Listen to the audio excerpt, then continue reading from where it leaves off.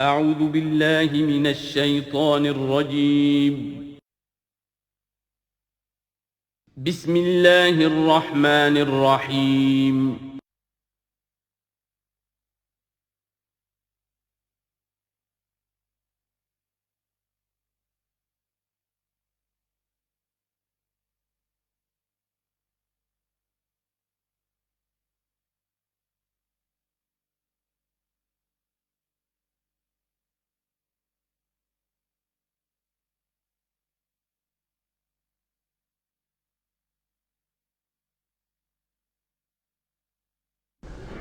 نحمده ونصلي على رسوله الكريم اما بعد فقد قال الله تبارك وتعالى كما ورد في سورة الحديد اعوذ بالله من الشيطان الرجيم بسم الله الرحمن الرحيم سابقوا الى مغفرة من ربكم وجنة عرضها كعرض السماء والارض اعدت للذين آمنوا بالله ورسله ذلك فضل الله يؤتيه من يشاء والله ذو الفضل العظيم صدق الله العظيم۔ جن مسلمانوں کے دلوں پر کچھ زنگ آ گیا تھا یا جن کے جوش جہاد میں، ذوق شہادت میں، جذبہ انفاق میں کمی آ گئی تھی، ان کی کچھ تنبیہ، زجر، کچھ مشفقانہ اور محبت بھری ڈانٹ ڈپٹ کے بعد انہیں ادھر متوجہ کیا گیا کہ شیطان لعین تمہیں تاخیر اور تعویق کے چکر میں ڈالے گا۔ ابھی یہ اور کر لو، ابھی وہ اور کر لو، ابھی ان ذمہ داریوں سے عہدہ برا ہو لو، پھر اپنے آپ کو ہمہ وقت پر اللہ کے دین کے لیے لگا دینا۔ اور یہ شیطان کا سب سے بڑا دھوکہ ہے۔ لہذا بڑا ہی جذباتی انداز ہے، الم یأن للذین آمنوا ان تخشع قلوبہم لذکر اللہ وما نزل من الحق۔ پھر انہیں دعوت دی گئی، اگر اپنے گریبان میں جھانکو اور دلوں کو ٹٹولو اور محسوس ہو کہ یہ دل کی بستی تو ویران ہے، اجڑی ہوئی ہے، یہاں وہ ایمان کی مثبت دولت، اس کی روشنی تو موجود نہیں ہے، تب بھی مایوس نہ ہو۔ اعلموا ان اللہ یحیی الارض بعد موتہا، اللہ مردہ زمین کو دوبارہ زندہ کر دیتا ہے، تمہارے نگاہوں کا مشاہدہ ہے۔ لہذا تم بھی کوشش کرو تو اپنی دلوں کی اس مردہ زمین میں اثر نو ایمان کی فصل اگا سکتے ہو اور وہ پوری طرح بہار دے گی۔ لیکن جیسے تم ہل چلاتے ہو، تمہیں اپنی دل کی اس زمین میں ایک ہل چلانا ہوگا، مال کی محبت کو کھود کھود کر نکالنا ہوگا۔ اس کے لیے صدقہ غریبوں، محتاجوں پر بھی، اور اللہ کے دین کے لیے قرض حسنہ۔ اب اس میں جو سب سے بڑی رکاوٹ ہے حیات دنیاوی، اس کی حقیقت کھول دی۔ اعلموا انما الحیات الدنیا لعب ولہو وزینۃ وتفاخر بینکم وتکاثر فی الاموال والاولاد۔ عام طور پر جب قرآن مجید میں یہ دنیا کی زندگی کو لہو و لعب کہا جاتا ہے تو لہو پہلے ہوتا ہے، لعب بعد میں۔ محاورہ ہے لہو و لعب۔ یہاں ترتیب بدلی ہوئی ہے، اس لیے کہ یہاں عمر کے ساتھ بڑھتے ہوئے مختلف سٹیجز کی بات ہے۔ ابتدائی زندگی میں کھیل ہی کھیل ہے، اس میں کوئی لذت، جنسی لذت یا کوئی اور لذت نہیں ہوتی، کھیل ہے، بس شغل ہے، مشغولیت ہے، مصروفیت ہے۔ پھر اس میں آتا ہے وہ خطرناک دور ایڈولسنس کا، ٹین ایجرز۔ اب معاملہ جو ہے بگڑنا شروع ہوتا ہے، لعب کے ساتھ لہو بھی، اور پھر اسی مرحلے پر زینت اور زیبائش۔ پھر انسان اپنی پوری جوانی کو پہنچتا ہے، یہ 30 برس کی عمر کے آس پاس انسان پھر تفاخر، دوسروں سے اپنے آپ کو اوپر کرنا، نمایاں کرنا۔ اس کے بعد ذرا عمر ڈھلنے لگتی ہے تو آدمی بڑا ہی حقیقت پسند ہو جاتا ہے، واقعیت پسند، ریئلسٹک۔ اب یہ کہ مال اور دولت اور اولاد یہ ختم نہیں ہوتی یہاں تک کہ انسان قبر میں جا کر اس کو اتار دیا جائے۔ یہ بات جو ہے آخری پارے کی صورت میں آئے گی، الہاکم التکاثر حتی زرتم المقابر۔ یہ جو آخری سٹیج ہے تکاثر فی الاموال والاولاد، یہ پھر پیچھا نہیں چھوڑتی۔ چاہے کسی کے پاس اتنی دولت ہو کہ 5 نسلیں 6 نسلیں پیٹ بھر کر کھا سکتی ہیں، پھر بھی حوث حل من مزید، حل من مزید، مزید کے لیے۔ چاہے پاؤں جو ہے ظاہری طور پر بھی نظر آ رہا ہے کہ قبر کے اندر لٹکا کے بیٹھا ہوا ہے بڈھا یہ، لیکن مال کی حوث، دولت کی حوث یہ کبھی ختم نہیں ہوتی۔ الہاکم التکاثر حتی زرتم المقابر۔ اب یہ سارے حقائق واضح کرنے کے بعد اب پکارا جا رہا ہے سابقوا الی مغفرۃ من ربکم، مسابقت کرو ایک دوسرے سے، آگے نکلو، بھاگو، دوڑو، جیسے تم دنیا میں مسابقت کر رہے ہو۔ اس کے ہاں یہ آ گیا، میرے ہاں کیوں نہ ہو، اس کے ہاں اتنا بڑا ٹی وی آ گیا، میرے ہاں کیوں نہ ہو، میرے بچے کیا کریں گے، جائیں گے وہاں دیکھیں گے، اور میں تو انفیورٹی کمپلیکس پیدا ہو جائے گا، فلاں ہو جائے گا، یہ ہو جائے گا۔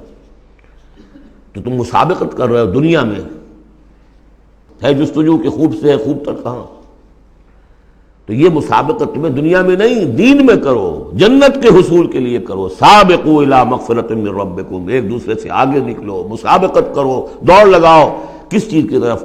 اپنے رب کی مغفرت کے حصول کے لیے اور اس جنت کے حصول کے لیے، ارضھا کعرض السماء والارض، جس کا پھیلاؤ ہوگا جو آسمان اور زمین کا ہے۔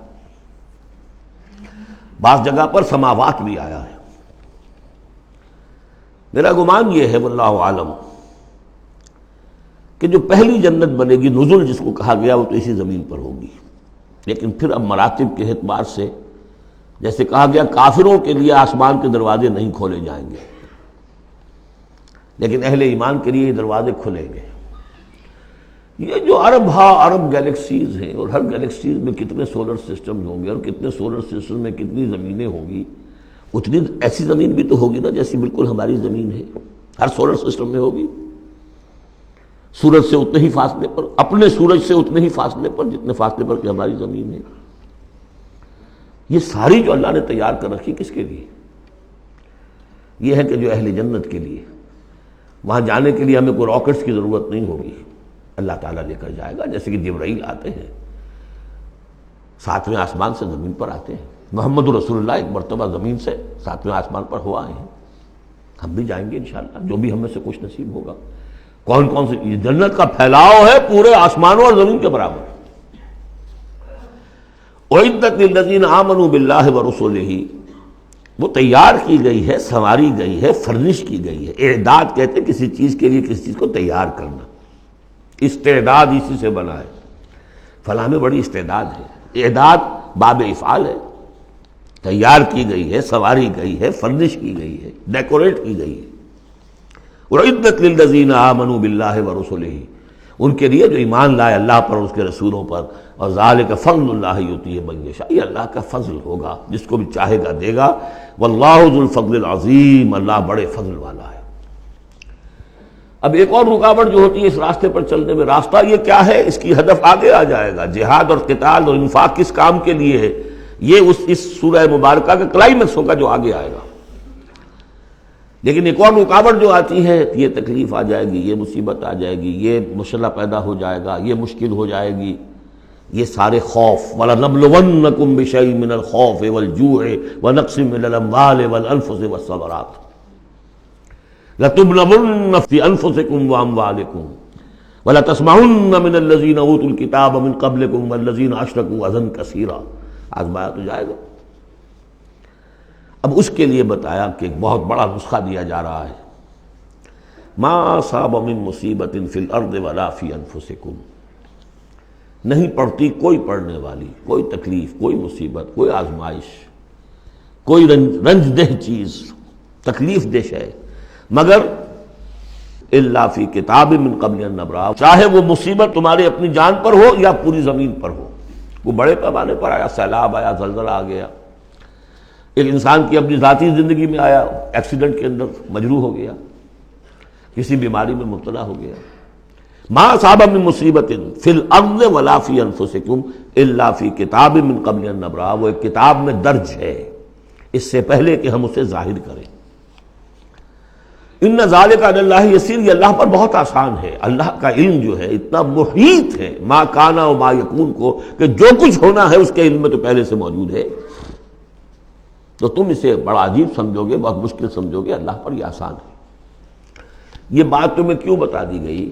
اس کا ایک نتیجہ نکلنا چاہیے، لِكَيْ لَا تَأْسَوْا عَلَىٰ مَا فَاتَكُمْ، تم افسوس نہ کیا کرو، مایوس نہ ہو جایا کرو اس چیز پر جو تمہارے ہاتھ سے جاتی رہے۔ حوادث سے، دنیا سے کوئی چیز اگر ہاتھ سے نکل گئی، موقع ہاتھ سے نکل گیا، اب بیٹھے ہیں پچھتا رہے ہیں، پیچ و تاب کھا رہے ہیں، میں اگر اس وقت یہ کام نہ کرتا، سیدھا چلا جاتا تو میرا کام بن جاتا، یہ نہ ہوتا، اس نے یہ کام رکاوٹ نہ ڈالی ہوتی تو یہ میرا کام بن جاتا۔ سوائے وہ پیچ و تاب کے کچھ حاصل نہیں، اور جسے یقین ہے کہ یہ ہونا ہی نہیں تھا میرے لیے، اللہ تعالیٰ کی طرف سے یہ شے طے نہیں تھی، بس بات ختم ہو گئی، اور اس کے میرے ہاتھ سے نکل جانے ہی میں کوئی خیر ہے۔ عسیٰ ان تحبوا شیئا وہو شر لکم وعسیٰ ان تکرہوا شیئا وہو خیر لکم واللہ یعلم وانتم لا تعلمون، میں تو جانتا نہیں، اللہ جانتا ہے۔ ما اصاب من مصیبت فی الارض ولا فی انفسکم الا فی کتاب من قبل ان نبرأها ان ذلک علی اللہ یسیر لکی لا تأسوا علی ما فاتکم ولا تفرحوا بما آتاکم، جو کچھ اللہ تمہیں دے دے اس پر اترایا مت کرو، اس لیے کہ وہ بھی آزمائش ہے، جو دیا ہے تمہیں اس میں آزمائش ہے، اس کو اکاؤنٹ فار کرنا پڑے گا، وہ لائبلٹی ہے۔ آپ کو معلوم ہے بیلنس شیٹ جب بنتی ہے تو جو کیپٹل ہوتا ہے وہ لائبلٹیز کے کھاتے میں آتا ہے۔ اتنا مال تھا تمہارے پاس، اب بتاؤ نا کیا کیا تم نے اس میں؟ تو اللہ جو کچھ دیتا ہے وہ لائبلٹی ہے، اس کو اکاؤنٹ فار کرنا ہوگا قیامت کے دن۔ تمہیں اتنا مال دیا تھا میں نے، تم نے کیا کیا؟ تمہیں اتنی ذہانت میں نے دی تھی، تم نے کہاں لگائی؟ یہ صلاحیتیں میں نے دی تھی، کہاں خرچ کی؟ دنیا بنانے میں یا آخرت بنانے میں؟ باطل کے نظام کی چاکری کرنے میں؟ IMF کی سروس ہو رہی ہے، اتنے ملین روپے تنخواہ مل رہی ہے، ٹھیک ہے، چاکری کس کی ہو رہی ہے؟ کس کے نظام کو چلا رہے ہو؟ کس کی رتھ میں گھوڑے بن کر جتے ہوئے ہو؟ غور کرنے کی بات ہے۔ بڑا ہمیں فخر ہوتا ہے، فلاں شخص ورلڈ بینک کے اتنے عہدے پر پہنچ گیا، ہمارا عزیز اور ہمارا۔ کس کی چاکری ہو رہی ہے؟ لیفٹیننٹ بن گیا انگریز کی فوج میں، انگریز کی فوج میں۔ لِكَيْ لَا تَأْسَوْا عَلَىٰ مَا فَاتَكُمْ وَلَا تَفْرَحُوا بِمَا آتَاكُمْ، جو کچھ تمہارے ہاتھ سے جاتا رہے، نکل جائے، اس پر افسوس نہ کیا کرو، اور جو کچھ اللہ تمہیں دے دے اس پر اترایا نہ کرو، سوچا کرو۔ بلکہ امام احمد ابن حنبل رحمۃ اللہ علیہ کا معاملہ تو یہ ہوا تھا کہ جب وہ خلق قرآن کا مسئلہ چل رہا تھا تو جس زمانے میں کہ ان پر عتاب ہو رہا تھا حکومت کی طرف سے، جیل میں تھے، مارا جاتا تھا کہ کہو کہ قرآن مخلوق ہے، اور وہ کہنے کو تیار نہیں تھے۔ کہتے ہیں ایسی ایسی ماریں پڑی ہیں کہ ہاتھی کو بھی وہ مار پڑے تو وہ بلبلا اٹھے، کبھی آنکھوں میں آنسو نہیں آئے۔ اس کے بعد حکومت بدل گئی، اب جو نیا خلیفہ ہے اس کی رائے کچھ اور ہے، وہ اب خلق قرآن کا مسئلہ دفن ہو چکا۔ اب جو خلیفہ ہے اس کا ایلچی آیا ہے اشرفیوں کی کچھ تھیلیاں لے کر کے، یہ بادشاہ نے، خلیفہ نے آپ کے لیے بھیجی ہے۔ اب رو پڑے امام احمد بن حنبل، اے اللہ میں اس آزمائش کے قابل نہیں ہوں۔ یہ آزمائش بڑی سخت ہے۔ خطاب دے دے کر انگریزوں نے جو غداریاں کروائیں، پھر خطاب ملتے تھے نا، آنریری مجسٹریٹ بنتے تھے، لیکن کرتے کیا تھے وہ؟ اس قوم کے اندر انگریز کی اس حکومت کو چلانے اور اس کے پاؤں مضبوط کرنے اور جمانے کی جدوجہد۔ لِكَيْ لَا تَأْسَوْا عَلَىٰ مَا فَاتَكُمْ وَلَا تَفْرَحُوا بِمَا آتَاكُمْ وَاللَّهُ لَا يُحِبُّ كُلَّ مُخْتَالٍ فَخُورٍ، اللہ کو بالکل پسند نہیں ہے اترانے والے اور فخر کرنے والے۔ الَّذِينَ يَبْخَلُونَ، اور ظاہر بات ہے کہ جو مال کے اوپر اترائے گا وہ مال کو سنبھال کر رکھے گا، اسی کی بنیاد پر تو ہے اس کی اکڑ۔ الذین یبخلون ویامرون الناس بالبخل، جو خود بھی بخل سے کام لیتے ہیں اور لوگوں کو بھی بخل کا مشورہ دیتے ہیں کہ میاں ذرا ہاتھ روکو، روک کے رکھو، کیا کر رہے ہو؟ تم نے دونوں ہاتھ کھلے چھوڑ دیے ہیں، پتہ نہیں ہے تمہارے ہاں 4 بیٹیاں بھی ہیں، ان کے ہاتھ پیلے کرنے ہیں کہ نہیں؟ کہاں تم اللہ کے لیے اور اللہ کے دین کے لیے سب کچھ خرچ کرنے کے درپے ہو گئے ہو؟ وَمَنْ يَتَوَلَّ فَإِنَّ اللَّهَ هُوَ الْغَنِيُّ الْحَمِيدُ، اور جو کوئی رخ پھیر لے گا، منہ موڑ لے گا، تو اللہ تعالیٰ تو غنی ہے اور حمید ہے، اسے کسی کے احتیاج نہیں ہے، وہ ستودہ صفات ہے۔ اب آ گیا ہے کلائمیکس اس سورہ کا. یہ آج کے ہم مسلمانوں کے لیے قرآن مجید کی اہم ترین آیت ہے. دین کا کانسیپٹ ہمارا کیا ہے؟ حکومت انگریز کی ہوتی رہے، ہمیں کیا نمازیں پڑھنی، روزے رکھنے ہیں. بہت بڑے عالم نے انگریز کے دور میں کہا تھا ہمیں کوئی ایسا کام نہیں کرنا چاہیے جس سے انگریزوں کو، ہمارے حاکموں کو تشویش ہو، اس لیے کہ انہوں نے ہمیں مذہبی آزادی دی ہوئی ہے. ہمیں وہ روکتے ہی نہیں، نمازیں پڑھو، داڑھیاں رکھو، روزے رکھو، حج کرو، انگریز روکتا نہیں. جس پر پھر علامہ اقبال نے پھپتی چست کی تھی کہ ملا کو جو ہے ہند میں سجدے کی اجازت، ناداں یہ سمجھتا ہے کہ اسلام ہے آزاد. اسلام کہاں آزاد ہے؟ کیا قرآن کا قانون نافذ ہے؟ وہاں تو قانون فوجداری ہند ہے، ضابطہ دیوانی ہے ہند، ضابطہ دیوانی ہے، ضابطہ فوجداری کس کا؟ انگریز کا. کس کا قانون؟ اصل میں دین کا جو تصور تھا وہ ہمارا بگڑتا بگڑتا، تنگ ہوتا ہوتا، سکڑتا پرورٹ ہوتا ہوا یہاں تک آ گیا ہے کہ چند ریچولز ہیں، چند رسومات ہیں، بس وہ دین ہے. باقی جو ہو سو ہو. یہاں ذرا اس آیت کو آپ دیکھیے. ایک تو یہ کہ اس اعتبار سے اہم ترین ہے کہ ہمارے اس تصور دین کو چیلنج کرنے والی، جھنجھوڑنے والی. دوسرا یہ کہ واقعہ یہ ہے کہ میں سمجھتا ہوں کہ پوری انسانی تاریخ میں ایسی اریاں انقلابی عبارت کہیں آپ کو نہ مل سکے جو اس ایک آیت میں ہے. اور ڈنکے کی چوٹ دھڑلے کے ساتھ، ناٹ چیوئنگ دی ورڈز، کھل کر بات کی.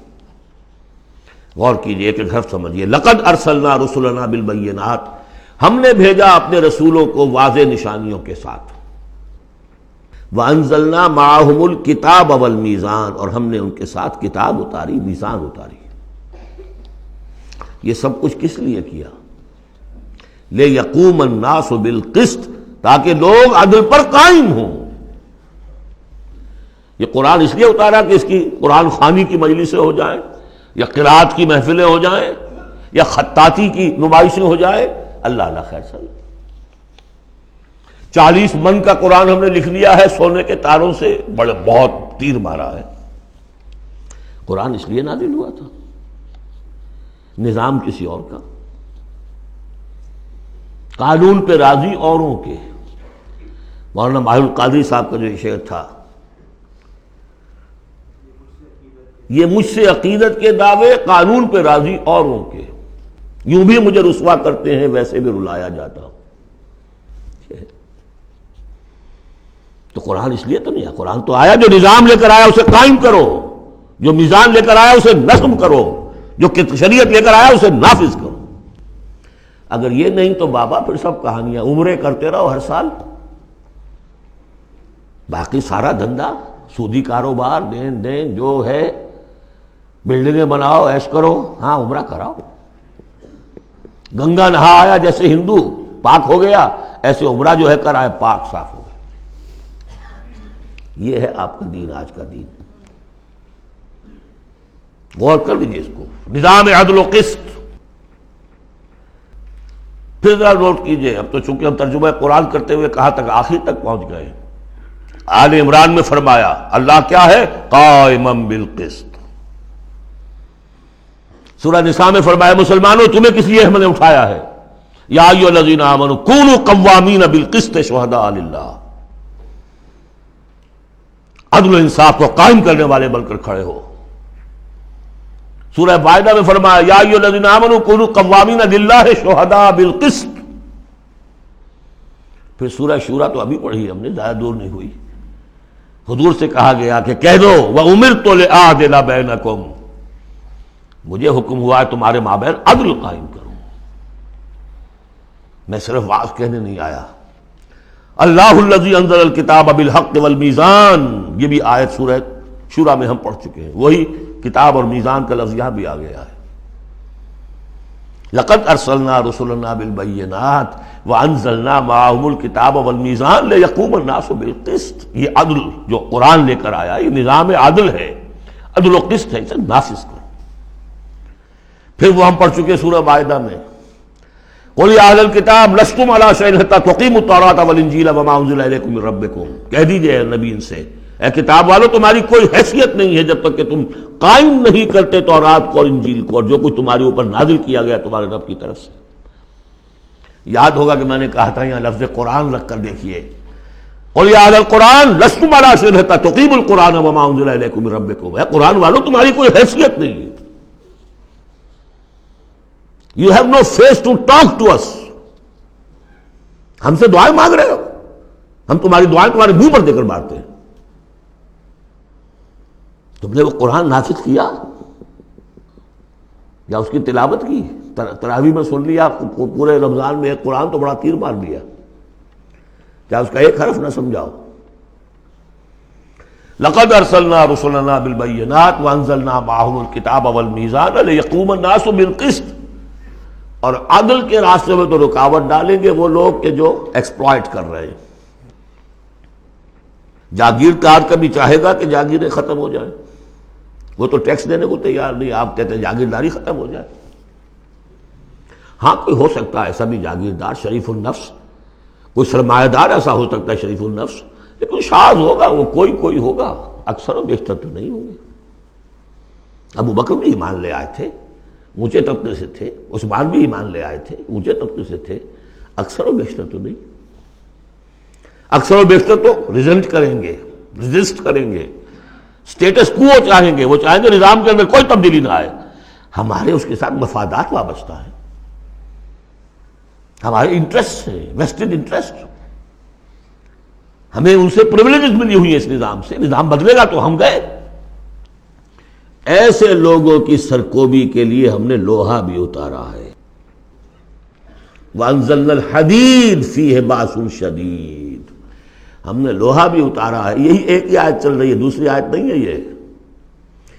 اس لیے میں نے کہا تھا کہ اڑیاں ترین یہ عبارت ہے کہ انقلاب کے لیے کچھ سر کچلنے پڑتے ہیں، ورنہ نہیں انقلابات ہوتے، اور اس میں کوئی ریگریٹس نہیں ہے،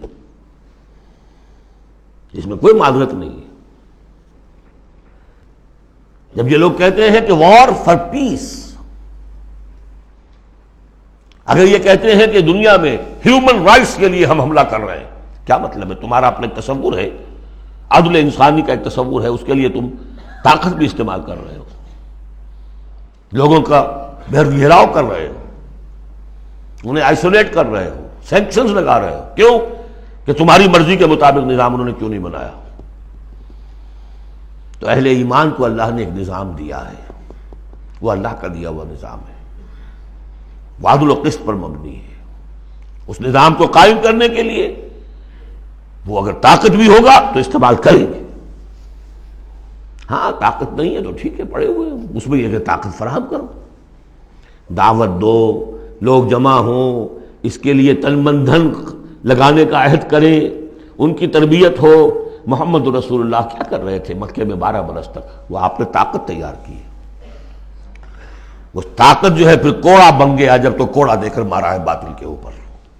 بل نقذف بالحق علی الباطل فیدمغہ، ہم باطل کے اوپر حق کو مارتے ہیں جو اس کا بھیجا نکال دیتا ہے۔ فاذا ہوا زاہق، یہی ہوا۔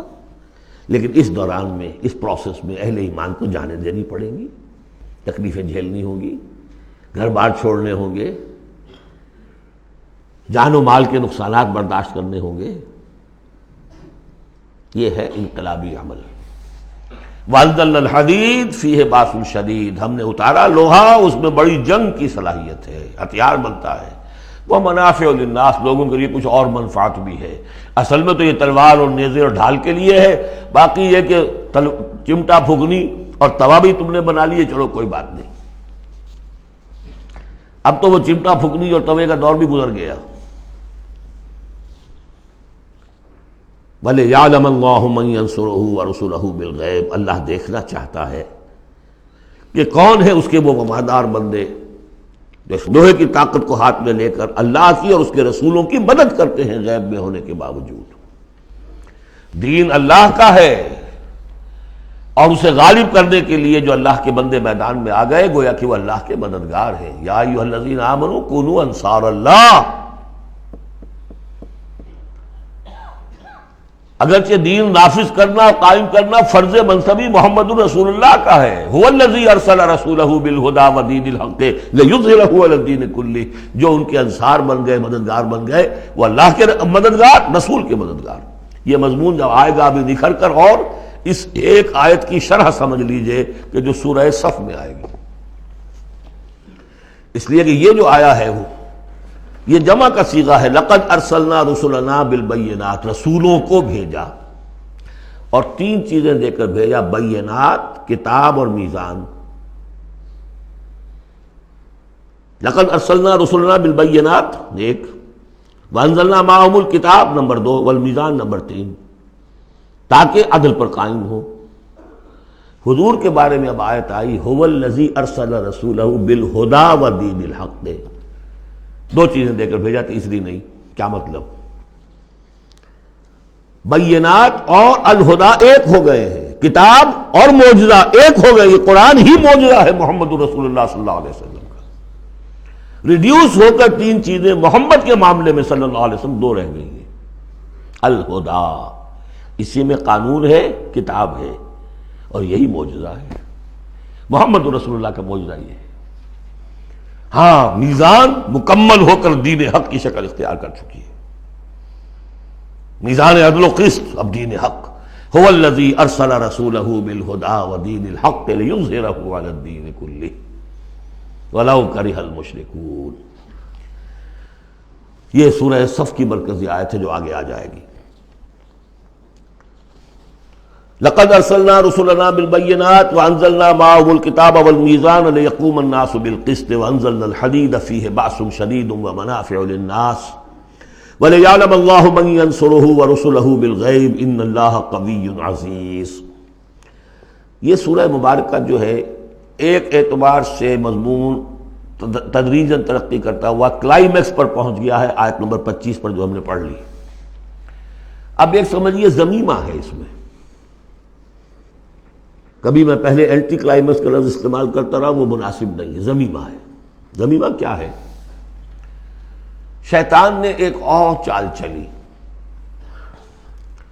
جن لوگوں کے دلوں میں اللہ کی، رسول کی محبت بہت ہو گئی، آخرت کی طلب بھی ہو گئی، اور حقیقی ایمان اور صحیح جذبات، اس کا رخ موڑ دیا رہبانیت کی طرف. جاؤ خوب نفلیں پڑھو، خوب تپسیاں کرو، خوب عبادتیں کرو، دنیا کو چھوڑو، تاکہ دنیا میں ننگا ناچ ناچوں، اور جو اللہ کے ماننے والے وہ جا کر گپھاؤں میں اور پہاڑوں کی چوٹیوں پر اور غاروں میں جا کر تپسیاں کریں.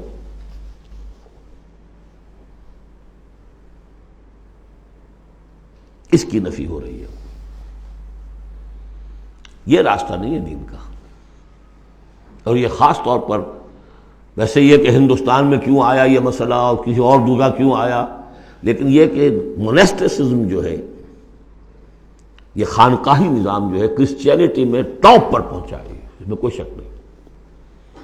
ہسٹری آف کرسچین مونسٹسزم، یہ پوری کتابیں ذخیر لکھی ہوئی. اس کی ایک مثال دے رہے ہیں کہ یہ ایک غلطی ہوئی ہے. مسلمان میں ایمان باللہ، ایمان بالآخرہ پیدا ہو تو وہ دنیا کے مجدھار میں رہ کر نظام کو صحیح کرے. نظام کو ٹھیک کرتے ہوئے بھوک بھی آئے گی، برداشت کرے. مجرد روزے رکھ کے جو کچھ کرنا ہے تمہیں، وہ تم جہاد میں بھوک جھیلو، وہ پروڈکٹیو ہوگی. اس سے باطل اور ناانصافی کا خاتمہ ہوگا.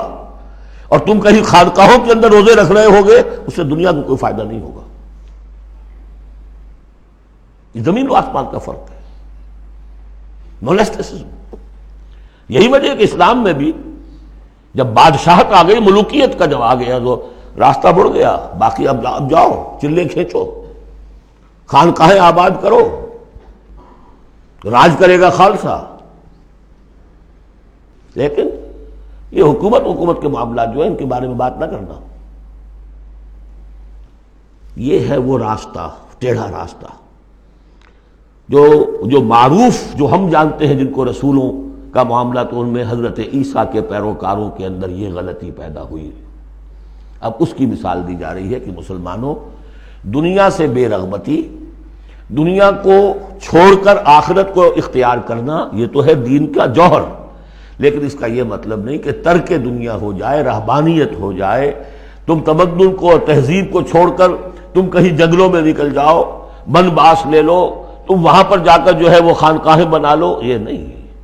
دنیا کی مجدھار میں رہو اور جہاد فی سبیل اللہ کے ذریعے سے حق کا بول بالا کرو، ناانصافی کا خاتمہ کرو، عدل کو قائم کرو، جس کا جو حق ہے اس کو ملنا چاہیے، جیسا کہ حضرت ابوبکر نے فرمایا تھا جو پہلی بیعت ہوئی ہے، بیعت خلافت، کہ لوگوں تم میں سے جو ضعیف ہے وہ میرے نزدیک قوی ہوگا جب تک کہ اسے اس کا حق دلوا نہ دوں، اور جو قوی ہے وہ میرے نزدیک کمزور ہوگا، ضعیف ہوگا جب تک کہ اس سے حق وصول نہ کر لوں۔ یہی بات کہی تھی حضرت سعد بن ابی وقاص نے رضی اللہ تعالی عنہ ایرانیوں سے، جب انہوں نے کہا آپ لوگ کیوں ہم پر چڑھائے؟ فرمایا انا قد ارسلنا، ہم بھیجے گئے ہیں، اللہ نے بھیجا محمد کو، محمد نے بھیجا ہمیں۔ مشن کیا ہے؟ لنخرج الناس من ظلمات الجہالت الی نور الایمان، کہ لوگوں کو نکالے ہم جہالت اور جاہلیت کی تاریکیوں سے ایمان کی روشنی کی طرف۔ وَمِن جَوْرِ الْمُلُوكِ إِلَىٰ عَدْلِ الْإِسْلَام، بادشاہوں کے ظلم و ستم کے پنجوں سے نجات دلا کر اسلام کے عادلانہ نظام سے روشناس کریں، یہ ہمارا مشن ہے۔ لہذا آپ دیکھیے اس بات کو واضح کرنے کے لیے تمہید شروع ہوئی، وَلَقَدْ أَرْسَلْنَا نُوحًا وَإِبْرَاهِيمَ، ہم نے ہی بھیجا تھا نوح کو بھی اور ابراہیم کو بھی، وَجَعَلْنَا فِي ذُرِّيَّتِهِمَا النُّبُوَّةَ وَالْكِتَابَ، اور ہم نے ان دونوں کی نسل میں رکھ دی نبوت اور کتاب۔ حضرت نوح کی بات ظاہر بات ہے کہ ان کی نسل ہی چلی ہے، لہذا نبوت بھی ان کی نسل میں چلی، لیکن ان کی نسل حضرت سام کی نسل بھی ہے، حضرت حام کی نسل بھی ہے، حضرت یافس کی نسل بھی ہے، تو یقیناً حضرت نوح اور حضرت ابراہیم کے مابین تو انبیاء اور رسل تینوں نسلوں میں آئے، حام کی نسل میں بھی، یافس کی نسل میں بھی، سام کی نسل میں بھی۔ قرآن مجید میں صرف سامی رسولوں کا تذکرہ ہے، البتہ ابراہیم کے بعد پھر جو آئے ہیں وہ حضرت ابراہیم کی نسل میں آئے ہیں، اور حضرت ابراہیم چونکہ اب سے تقریباً 5000 برس قبل کے ہیں، اور ان کی اولاد کہاں کہاں تک گئی ہے یہ بالکل اپنی جگہ پر ایک تحقیق کا موضوع ہے، لیکن نبی ان کے بعد آئے ہیں ان کی نسل میں۔ وَلَقَدْ أَرْسَلْنَا نُوحًا وَإِبْرَاهِيمَ وَجَعَلْنَا فِي ذُرِّيَّتِهِمَا النُّبُوَّةَ وَالْكِتَابَ فَمِنْهُمْ مُهْتَدٍ وَكَثِيرٌ مِّنْهُمْ فَاسِقُونَ، اب ان کی نسل کے اندر بہت سے ہیں ہدایت یافتہ بھی ہیں، لیکن بہت سے کثیر جو ہے وہ فاسق ہیں۔ یہ تمہید ہے کس بات کے لیے؟ ثُمَّ قَفَّيْنَا عَلَىٰ آثَارِهِمْ بِرُسُلِنَا وَقَفَّيْنَا بِعِیسَىٰ ابْنِ مَرْیَم، پھر ہم نے بھیجے ان کے پیچھے ان کے نقش قدم پر، آثارہم برسلنا، اپنے بہت سے رسول، وقفینا بعیسیٰ ابن مریم، اور پھر ہم نے بھیجا عیسیٰ ابن مریم کو۔ عیسیٰ ابن مریم کے تذکرے کے لیے یہ ساری تمہید ہے۔ وآتیناہ الانجیل، اور اسے ہم نے انجیل عطا فرمائی حضرت عیسیٰ ابن مریم کو۔ وجعلنا فی قلوب الذین اتبعوہ رأفۃ ورحمہ، اور ہم نے رکھ دیا، پیدا کر دیا ان لوگوں کے دل میں جنہوں نے اس کی پیروی کی، بڑی نرمی اور رحمت، رافت اور رحمت۔ رافت کہتے ہیں اس کو کہ کسی کو تکلیف میں دیکھ کر آپ تڑپ اٹھیں، یہ رافت ہے، اور رحمت یہ ہے کہ آپ اب اس کے لیے، اس تکلیف کے ازالے کے لیے کوئی کوشش کریں۔ گویا کہ یہ ایک، جیسے کہ ہمارے ہاں وہ ریفلیکس ایکشن کا ایک سرکل ہے، ادھر کسی چیونٹی نے کاٹا، اس کا سارا تصور جو ہے یہاں پہنچ گیا دماغ میں، کسی چیز نے کاٹا، فوراً وہاں سے حکم آیا، اور جو مسلز ہیں ان کو حکم ہوا اور ہاتھ جو ہم نے کھینچ لیا، انسٹنٹینیسلی یہ شے ہوتی ہے۔ اسی طریقے سے کسی کو دیکھا تکلیف میں اور خنجر چلے کسی پہ، تڑپتے ہیں ہم امیر، سارے جہاں کا درد ہمارے جگر میں ہے۔ اگر یہ شکل پیدا ہو جائے تو پھر آدمی اس کے نتیجے میں پھر جو بھی کچھ کر سکتا ہے کرتا ہے اس کے لیے۔ تو رافت اور رحمت یہ گویا کہ کمپلیمنٹری ہے۔ اللہ تعالیٰ فرما رہے کہ حضرت عیسیٰ کے جاننے والوں، ماننے والوں کے دلوں میں یہ بات تو ہم نے پیدا کی ہے، خود تسلیم کر رہے ہیں۔ وَجَعَلْنَا فِي قُلُوبِ الَّذِينَ اتَّبَعُوهُ رَأْفَةً وَرَحْمَةً، اس کی وجہ کیا ہے؟ حضرت عیسیٰ خود بہت رقیق القلب تھے، بہت نیک تھے، اس درجے ان کے اندر تھی کہ ایک چور کو دیکھا اپنی آنکھوں سے کہ چوری کر رہا ہے، اسے کہا کیا کر رہا ہے؟ چوری کر رہا ہے۔ اس نے کہا نہیں میں چوری تو نہیں کر رہا۔ اچھا بھائی میری آنکھ نے غلط دیکھا۔ حضرت عیسیٰ کی اپنا مزاج ہے، ہر ایک کا اپنا مزاج ہے، لہذا وہی مزاج ان کے جو حواریین تھا ان کے اندر پیدا ہوا ہے، رافت، رحمت، رقت قلب، شفقت۔ لیکن یہ چیز اب شیطان نے اس کو موڑ دیا رہبانیت کی طرف۔ وَرَهْبَانِيَّةً ابْتَدَعُوهَا، رہبانیت کی بدعت انہوں نے ایجاد کی ہے۔ ایک شے تو ہم نے رکھی ان کے دل میں، رافت اور رحمت ہم نے رکھ دی۔ تو رافت اور رحمت تو بری شے نہیں ہے، خود حضور کے لیے لفظ سورہ توبہ کی آخری آیت میں آ چکا ہے، بالناس رؤوف الرحیم، بالمومنین رؤوف الرحیم، اہل ایمان کے حق میں آپ رؤوف بھی ہیں، رحیم بھی ہیں۔ رافت اور رحمت بری شے تو نہیں، لیکن اس کا جو رخ موڑا ہے شیطان نے، اس کو کہا بدعت۔ وَرَهْبَانِيَّةً ابْتَدَعُوهَا، رہبانیت کی بدعت انہوں نے ایجاد کر لی۔ مَا كَتَبْنَاهَا عَلَيْهِمْ، ہم نے تو وہ ان پر فرض نہیں کی تھی۔ إِلَّا ابْتِغَاءَ رِضْوَانِ اللَّهِ، ہم نے تو جو چیز فرض کی تھی وہ یہی تھی کہ اللہ کی رضا تلاش کرو۔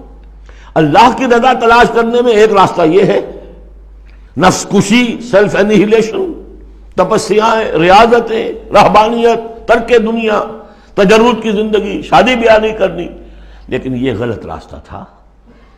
اللہ کی رضا کا راستہ کیا ہے؟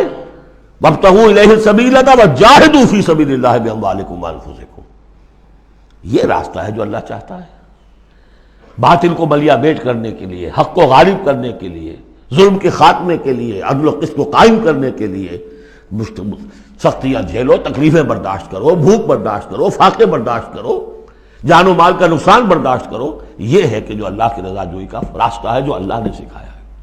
ہاں شیطان نے موڑ دیا کہ ان کی نیکی اب تمدن سے مڑ کر ادھر چلی جائے، تاکہ یہاں تمدن کا میدان میرے لیے ننگا ناچ میں ناچوں، مجھے کچھ پوچھنے والا نہ ہو۔ فَمَا رَعَوْهَا حَقَّ رِعَایَتِهَا، پھر ایک اور دوہرا جو ان کے اوپر چارج شیٹ ایک اور ہے، پھر وہ رعایت بھی نہیں کر سکے اس کی جیسی کہ رعایت کرنی چاہیے تھی۔ ایک دفعہ آدمی طے کر لے میں ساری عمر شادی نہیں کروں گا، مجرد رہوں گا، یہ تو آسان ہے، اس کو نبھانا تو آسان نہیں ہے۔ اللہ نے انسان میں جنسی جذبہ رکھا ہوا ہے، نتیجہ کیا نکلا؟ وہ تو جو کتابیں میں نے بتایا ہے کہ یہ موٹی موٹی ضخیم کتابیں جو ہے ہسٹری آف کرسچین موناسٹیسزم پر، ان میں پڑھ لیجیے اب کیا ہوتا تھا۔ کہنے کو راہب ہے اور راہبائیں ہیں، اور زنا ہو رہا ہے، حرامی بچوں کی پیدائش ہو رہی ہے، اور ان کے تہخانوں کے اندر قبریں بن رہی ہیں۔ وہ تہخانے جو ہوتے تھے راہب خانوں کے، وہ حرامی بچوں کے قبرستان ہوتے تھے۔ آخر فطرت کا راستہ ہے، دریا کے آگے آپ بند باندھیں گے کیا کریں گے؟ کوئی راستہ اس کا ایک اور بنائیے تو پھر وہ بند باندھ سکتے ہیں نا، چلتے دریا میں کیسے بنا دیں گے؟ وہ اسلام نے راستہ دیا ہے، حلال راستہ ہے، جائز راستہ ہے، شادی کرو، اپنے جنسی جذبے کی تسکین کا سیدھا سامان جو ہے وہ تمہارے لیے موجود ہے۔ جہاں وہاں قدغن آ جائے گی حرام خوری ہوگی، پانی کے آگے بہاؤ کرے تو پانی کہیں نہ کہیں سے راستہ نکال لے گا، یہی ہوا۔ اور کون بچا ہوا؟ تو شاذ کوئی ہوگا، اس لیے کہ خود وہ کہتے ہیں، انہی کا ایک آدمی ہے، شاہدہ شاہد من اہلہا، جب فرائڈ جو ہے انہی کا آدمی وہ کہتا ہے کہ یہ سب سے زیادہ پوٹنٹ ہے موٹیو انسان کا، the most potent motive in human beings is sex. حالانکہ غلط ہے یہ، مغربی حکماء کے میں سے کسی کی نظر کہیں جم گئی، کسی کا کہیں جم گئی۔ مارکس کو پیٹ نظر آیا، معاشی جذبہ جو ہے انسان کا، اس کو سیکس نظر آیا، ایڈلر کو دی ارج ٹو ڈومینیٹ، تفوق، حب تفوق۔ یہ ساری چیزیں اپنی جگہ پر پارشل ٹروتھس ہیں، سب ٹھیک ہے، لیکن بہرحال جو اتنا بڑا جذبہ ہے اس کے آگے آپ ایک غیر فطری اگر بند باندھیں گے تو اس کا نقصان کیا ہوگا؟ فما رعوها حق رعایتها، تو پھر وہ رعایت بھی نہ کر سکے، اس کی حفاظت نہ کر سکے، اس کا حق ادا نہ کر سکے، اس کو نبھا نہ سکے جیسا کہ نبھانے کا حق تھا۔ فآتینا الذین آمنوا منہم اجرہم، تو ان میں سے جو لوگ ایمان لے آئے، یعنی یہ کہ جو بھی مسلمان ہو گئے، یہ بھی مانی ہے، یا اپنے اپنے زمانے میں حضور صلی اللہ علیہ وسلم سے کی بعثت سے پہلے جو لوگ بھی تھے صاحب ایمان، ان کے لیے ان کا اجر ہے، وَكَثِيرٌ مِّنْهُمْ فَاسِقُونَ، لیکن ان کی بھی اب اکثریت جو ہے فاسقوں پر مشتمل ہے۔ یا ایھا الذین آمنوا اتقوا اللہ وآمنوا برسولہ، اس کے دو مفہوم ہیں۔ ایک تو یا ایھا الذین آمنوا اہل ایمان، مسلمانوں سے خطاب ہے، اہل ایمان اللہ کا تقوی اختیار کرو اور اللہ کے رسول پر ایمان کو پختہ کرو۔ لقد کان لکم فی رسول اللہ اسوۃ حسنہ، ان کی زندگی میں دیکھو کیا توازن تھا، انہوں نے ترک دنیا تو نہیں کی، شادیاں کی، بھرپور زندگی گزاری ہے، ان کی اولاد بھی تھی،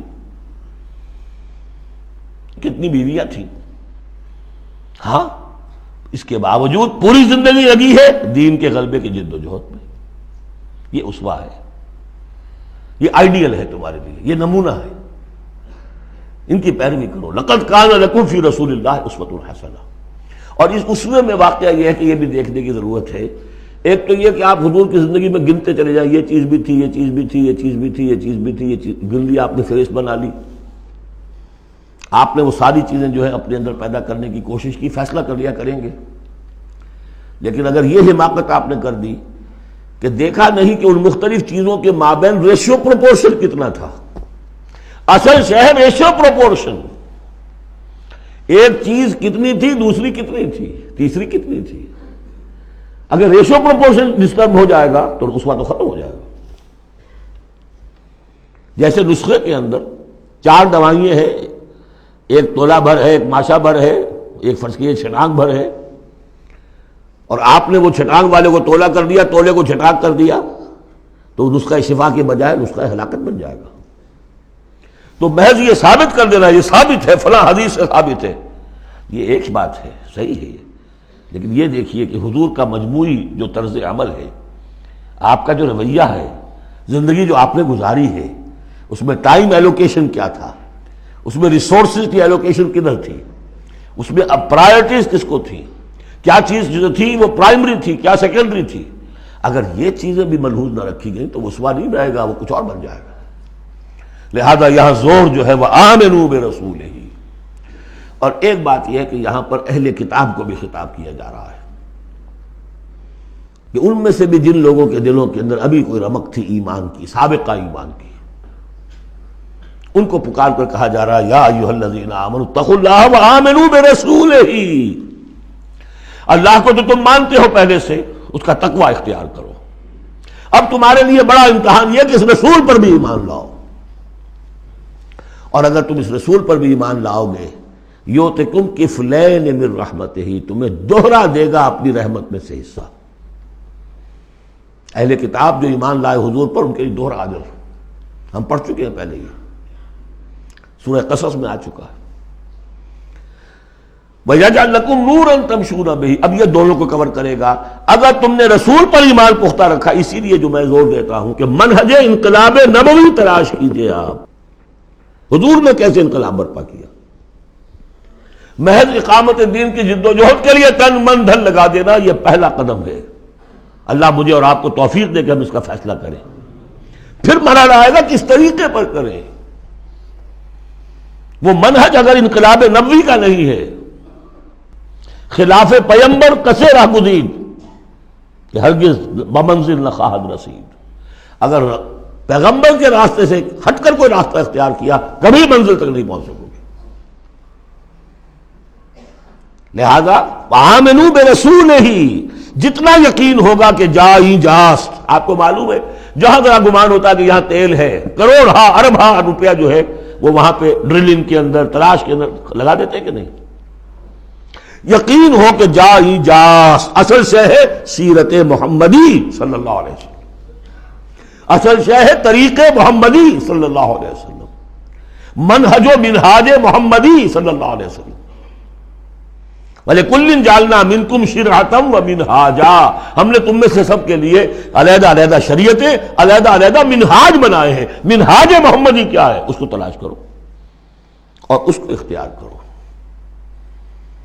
یا ایھا الذین آمنوا اتقوا اللہ وآمنوا برسولہ یؤتکم کفلین من رحمتہ ویجعل لکم نورا تمشون بہ ویغفر لکم واللہ غفور رحیم۔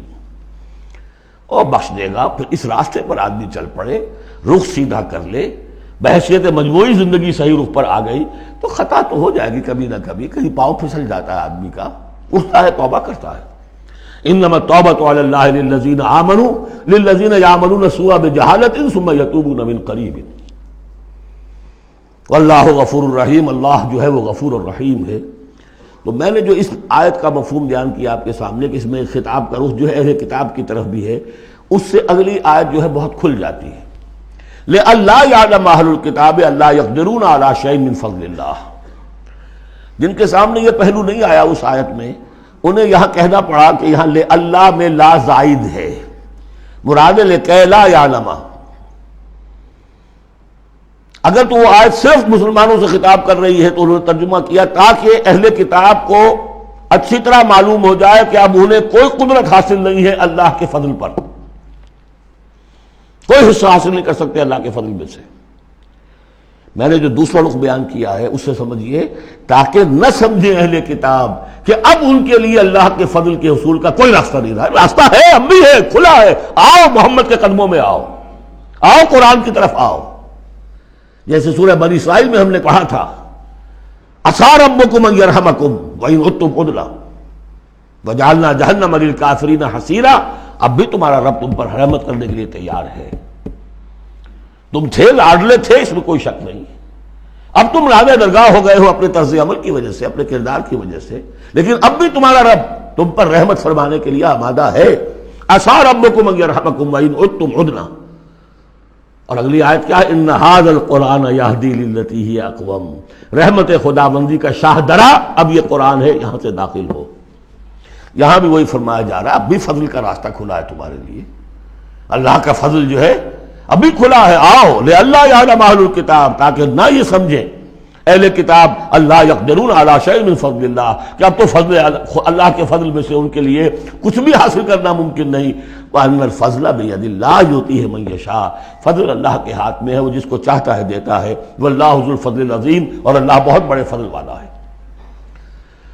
سورۃ المجادلہ، یہاں پہ ایک نوٹ کر لیجئے کہ ان میں مسبحات کی ترتیب اس طرح ہے، ایک مسبحات میں سے ام المسبحات سورہ حدید، پھر ایک ہے بغیر مسبح تسبیح کے، پھر ایک صورت آئے گی پھر مسبحات میں سے سورہ حشر، پھر ممتحنہ آ جائے گی بغیر تسبیح کے، پھر ان 10 صورتوں کے اندر جو اہم ترین جوڑا ہے مرکز ان کا وہ سورہ صف اور سورہ جمعہ دونوں مسبحات سے شروع ہوں گی، پھر ایک خالی پھر مسبحات میں سے تغابن، پھر دونوں ایک جوڑا ہے کہ جو بغیر مسبحات کے ہیں، سورہ طلاق اور سورہ تحریم۔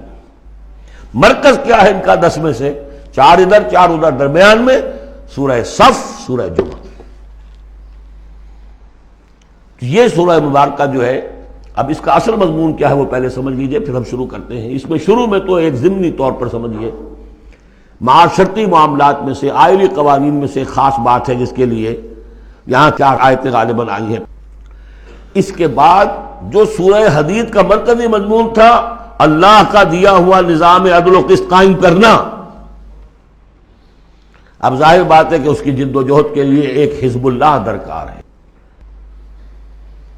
ایک آدمی تو یہ کام نہیں کر سکتا، ایک آدمی کر سکتا تو حضرت موسیٰ علیہ السلام پر وہ حسرت کیوں طاری ہوتی ہے جب پوری قوم نے جواب دے دیا تھا فَاذْهَبْ أَنْتَ وَرَبُّكَ فَقَاتِلَا إِنَّا هَاهُنَا قَاعِدُونَ۔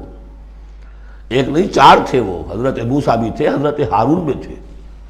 رب انی لا املک الا نفسی واخی فافرق بیننا وبین القوم الفاسقین، یاد ہے یا نہیں؟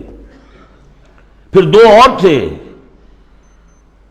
پھر ان کے یوشع ابن نون بھی تھے اور کالب بن یفنہ بھی تھے، 4 تھے، لیکن 4 سے تو نہیں ہوتا، جماعت چاہیے نظام کو بدلنے کے لیے، باطل کو کہ جڑ کو اکھیڑنے کے لیے۔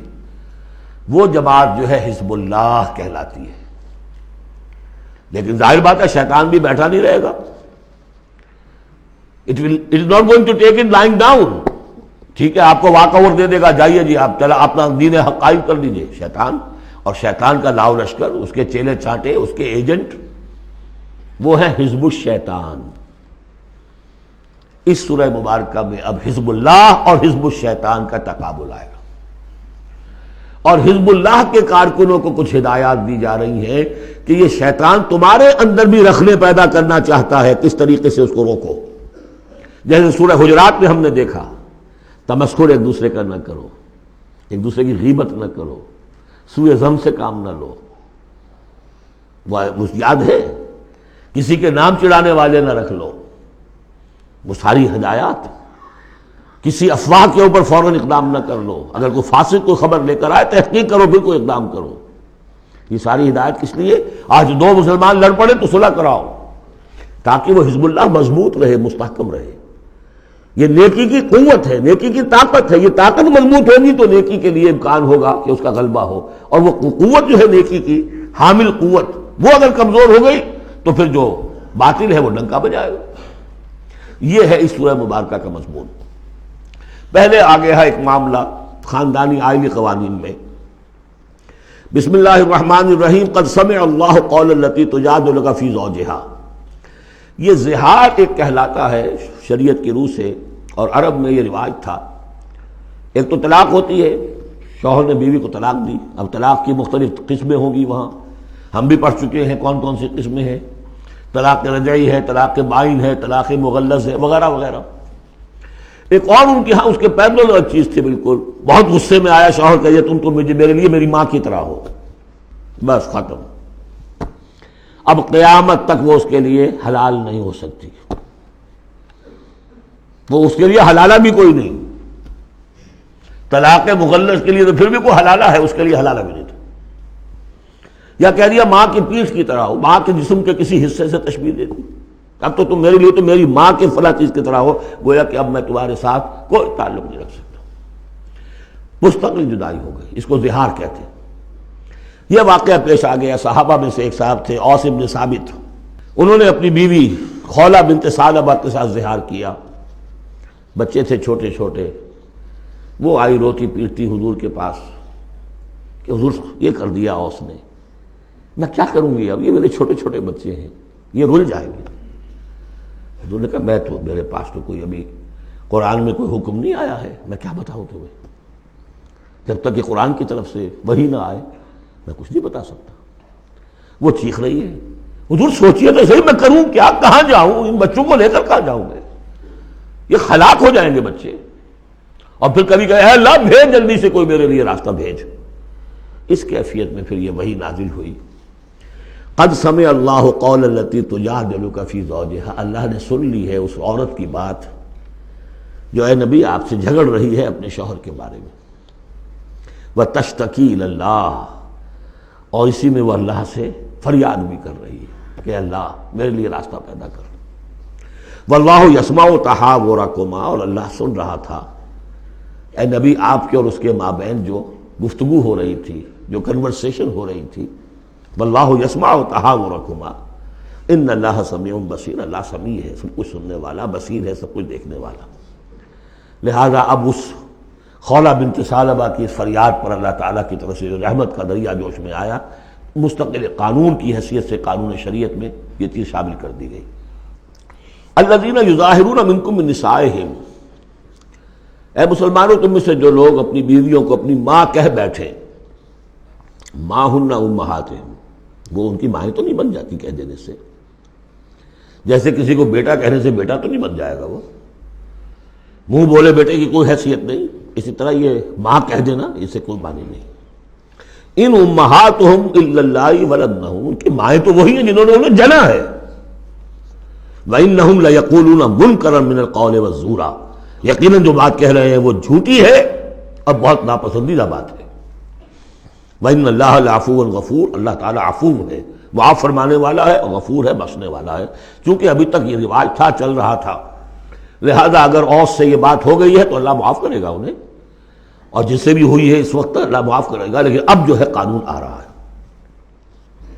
وَالَّذِينَ يُظَاهِرُونَ مِن نِّسَائِهِمْ ثُمَّ يَعُودُونَ لِمَا قَالُوا، وہ لوگ کہ جو اپنی بیویوں کو اپنی ماں سے یا اپنی ماں کے جسم کے کسی حصے سے تشبیہ دے بیٹھے اور پھر وہ لوٹنا چاہیں، اعادہ کرنا چاہیں لما قالوا، جس بات کو انہوں نے کہا تھا اسے واپس آنا چاہیں، فَتَحْرِيرُ رَقَبَةٍ مِّن قَبْلِ أَن يَتَمَاسَّا، تو ایک غلام کو آزاد کرنا ہوگا اس سے پہلے کہ وہ آپس میں ایک دوسرے کو مس کریں. ذالکم توعدون بہ، گویا کہ کفارہ بتا دیا اللہ تعالیٰ نے، اس کا کفارہ ادا کرو اور بس بات ختم. ذالکم توعدون بہ، یہی ہے جس کا کہ تمہیں واعظ کہا جا رہا ہے، نصیحت کی جا رہی ہے، ہدایت دی جا رہی ہے. واللہ بما تعملون خبیر، اور جو کچھ تم کر رہے ہو اللہ اسے باخبر ہے. فمن لم یجد، تو جو کوئی نہ پائے، کوئی غریب آدمی ہے جس سے کہ یہ حرکت ہو گئی ہے اور وہ ایک اب اس کے پاس کوئی غلام نہیں ہے، اب غلام خریدے پھر آزاد کرے، اس کے پاس پیسہ نہیں ہے. فمن لم یجد فصیام شہرین متتابعین من قبل یتماسا، جس کے پاس نہ ہو یہ اتنی مقدرت تو وہ 2 مہینوں کے روزے رکھے متواتر لگاتار، اس سے پہلے کہ وہ آپس میں ایک دوسرے کو چھوئیں. اب یہ بھی بہت سخت سزا ہے، 2 مہینے کے روزے متواتر، بیچ میں کوئی چھوٹے نہ. فمن لم یستطع، ایسا بھی ہو سکتا ہے کسی میں اتنی ہمت نہ ہو، کوئی اتنا ضعیف ہے، کوئی بیمار ہے، کسی کو ڈائبٹیز ہے، کچھ اور ہے، وہ روزے نہیں رکھ سکتا. فمن لم یستطع فاطعام 60 مسکینا، تو 60 مسکینوں کو کھانا کھلانا، ایک روز کی روزی جو ہے، اور وہ ہو بھی من اوسط ما تطعمون اہلیکم، وہ کھانا ہوگا جو تم اپنے اہل و عیال کو کھلاتے ہو، وہ اوسط کھانا. ذالک لتؤمنوا باللہ ورسولہ، یہ اس لیے ہے تاکہ تم یقین کرو اللہ پر، اس کے رسول پر. میں کافی عرصے تک اور کافی تلاش بھی میں نے کیا کہ اس کا مفہوم کیا ہے. یہ تمہیں دیا جا رہا تاکہ تم ایمان رکھو اللہ پر، اس کے رسول پر، کیا مطلب ہوا؟ بات سمجھ میں آ گئی. واقعہ یہ کہ جب کوئی شخص کفارہ ادا کرتے ہوئے یہ سختی جھیلتا ہے اس خیال کے ساتھ کہ اللہ کا قانون ہے، تو اس کے ایمان میں اضافہ ہوتا ہے، یقین بڑھے گا، اس کو مشقت کر رہا ہے. جیسے کہ ایمان سے عمل صالح پیدا ہوتا ہے، عمل صالح سے بھی ایمان پیدا ہوتا ہے. یہی بات سورہ حجرات میں ہم دیکھ آئے تھے. یمنون علیک ان اسلموا قل لا تمنوا علی اسلامکم بل اللہ یمن علیکم ان ہداکم للایمان ان کنتم صادقین. ایمان کے راستے پر اللہ تمہیں لے آیا ہے، اسلام میں داخل ہو گئے ہو تو ایمان تک بھی پہنچ جاؤ گے، اور یہ اللہ کا بڑا احسان مانو.